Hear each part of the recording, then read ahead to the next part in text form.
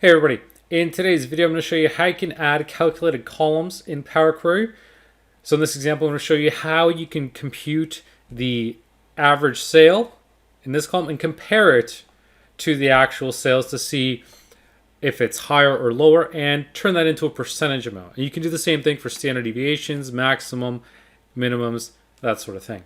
So for starters, I'm going to create a calculation that gives me the average sales amount.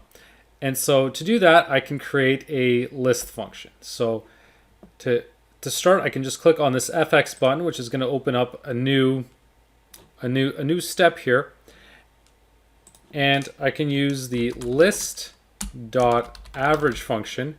And there's also a list.max, list.min. There's a lot of different list functions you could use. In this case, I'm just using the list average. So I'm referencing that step, which is the source step. And then what I'm going to do is specify the field that I want. In this case, it's going to be sales. So I'm referencing this field right here. So now if I click anywhere on here, it's going to give me that calculation. So 3553, that's my average sale. So I can use that moving forward. So I'm going to rename this step and just call it average.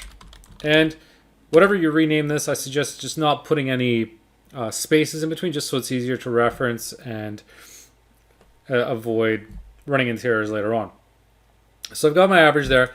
And now let's say I want to add a calculated column. To do that, I'll go here in the Add Column section and select Custom Column. If I click on that, I'm going to insert a step. And this column, I can say percent change from average. So in this case, we can take the sales column, divide it by that average that I've got, and subtract the 1 just so I get that percent change. So I'm going to hit OK. Now, the problem here is I've done the average calculation after, so I need to rearrange these steps. So I'm going to move this one down here. Right, so now I've got my average.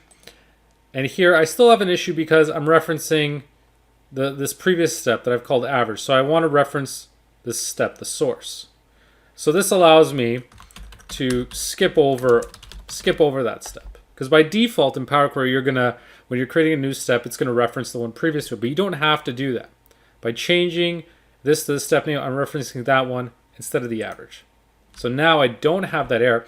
And now if I go to the right, I've got my calculator field, I've got my change from average. So I can convert this now into a percentage. So it creates that change type step. Now we can see we've got that change from the average. So it's looking at every sales value here and comparing it to that calculated average of 3553. All right, so we can see these first two are below the average. This third row, this third item is above, and so the first two are negative. The third one is above, so we know it's calculating that correctly. And so you could do this if you wanted to compare this instead of an average. You wanted to do the list dot, let's say, standard deviation, right? If you want to do that, if you want to look at the maximum, you could do that.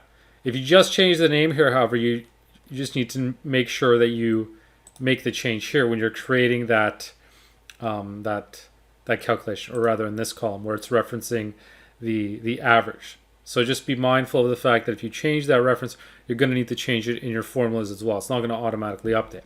But here we add the custom value, and now it's giving us a different percentage because in this step we're calculating the maximum. Right, so it's doing a different calculation. And so you can change it here to whatever you want.